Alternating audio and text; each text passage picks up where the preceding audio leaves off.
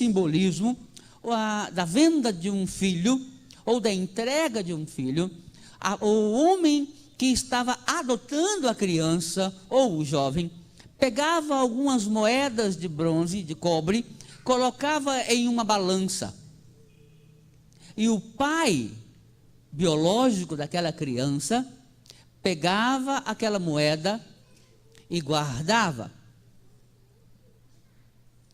E instantes depois, ele pegava aquelas mesmas moedas e colocava de volta na balança e resgatava o seu filho. Aquele que queria adotar, pegava moedas de novo, colocava de novo na balança por segunda vez e comprava o filho por segunda vez. O pai recebia o dinheiro, guardava o dinheiro e por terceira vez desistia de vendê-lo. Assim era o ritual. E ele devolvia as moedas. Aquele que queria adotar, por terceira vez, colocava as moedas na balança, porque aquilo era pesado, não era como é hoje. O valor era pelo peso. E quando, na terceira vez, aquele homem pegava a moeda, guardava em seu bolso, aquela criança ou aquele jovem ia de maneira absoluta, total e definitiva para o novo pai. E a partir daquele momento, ele abria mão de todo e qualquer compromisso com a família antiga. Era a venda simbólica de uma criança. A segunda forma, o vindicatio, era o pai se apresentava diante do juiz e fazia a reclamação do direito de uma criança, junto ao pai biológico, porque só o pai tinha direito, naquela época, de fazer qualquer coisa. Na presença de 7 testemunhas, aquele pai biológico afirmava que abria mão do direito daquela criança. Então o juiz, as 7 testemunhas, afirmavam que o pai, aquele que estava adotando, se tornara o pai legal. E a curiosidade, meus irmãos, é que uma pessoa adotada, seja ela criança ou adulto, ela perdia os direitos e perdia todos os compromissos da vida anterior. Se a pessoa tivesse dívidas, aquelas dívidas desapareciam, porque ela assumiu uma nova identidade, legalmente. O imperador Cláudio adotou Nero como filho. E Nero passou a ter todos os direitos do imperador. Mais tarde, Nero quis se casar com a sua irmã, Otávia, filha de Cláudio. Eles não eram geneticamente parentes, mas perante a lei eram irmãos. O Congresso Romano, então, teve que votar uma lei autorizando irmãos se casarem, para que Nero pudesse se casar com Otávia, sendo irmãos. O Congresso votou e Nero se casou com Otávia. Meus irmãos, a adoção era algo tão definitivo, tão verdadeiro, que se uma pessoa tivesse pena de morte decretada e fosse adotada oficialmente por alguém, a sua pena de morte desaparecia.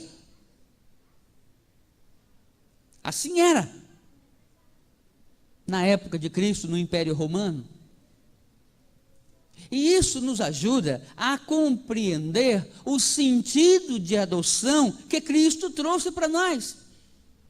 Primeiro é o domínio, o controle, o poder absoluto do Pai para com o filho adotado. Porque Deus não abre mão de ter total controle sobre seus filhos. Quer ser você um filho de Deus, quer ser você alguém que esteja agindo como um filho de Deus, é necessário que você se comprometa com a atividade divina, que você se submeta a toda e qualquer ordem do seu novo pai. Deus então passa a ter o controle da sua vida, passa a ter controle até do seu livre-arbítrio.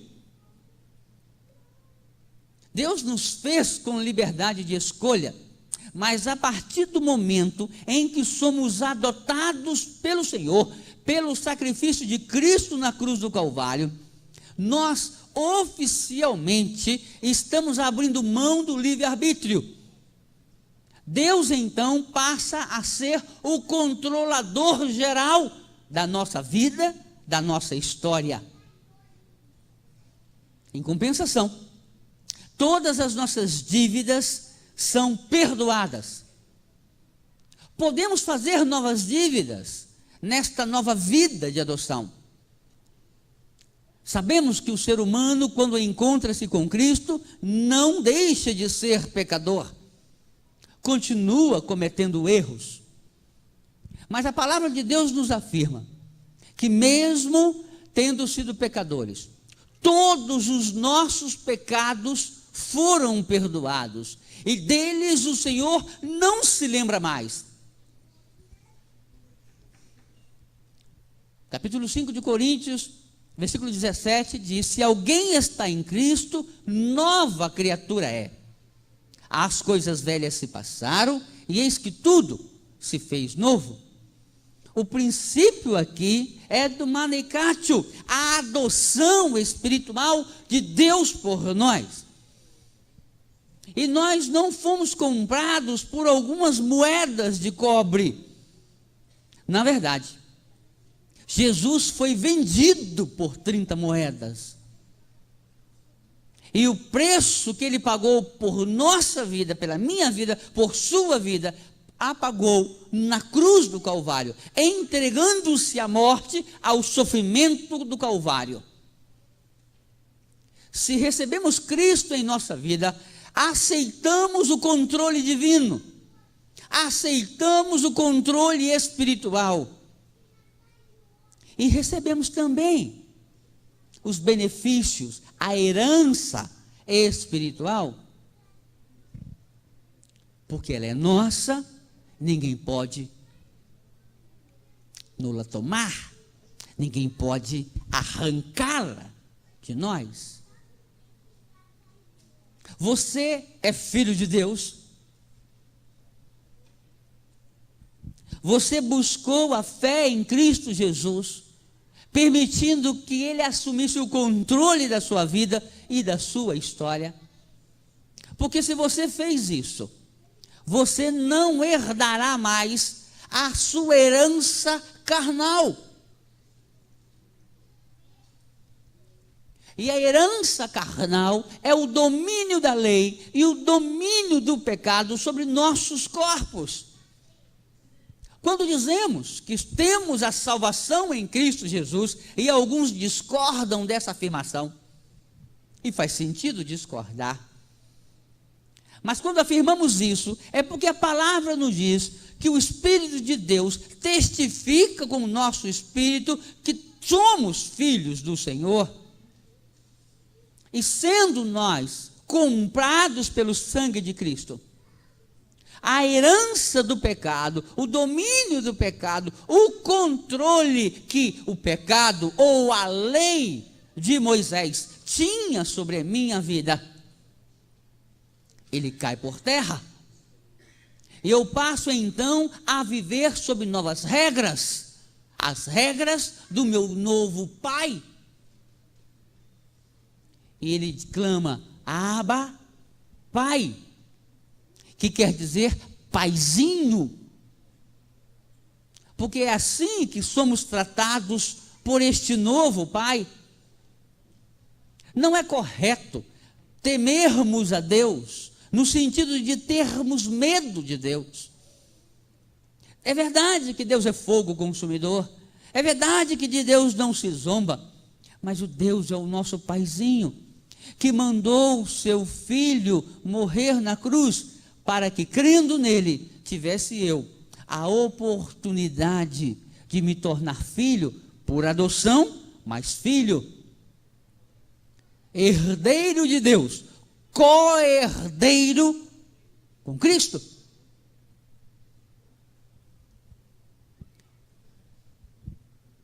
Quero desafiar os irmãos a aceitar esta paternidade espiritual.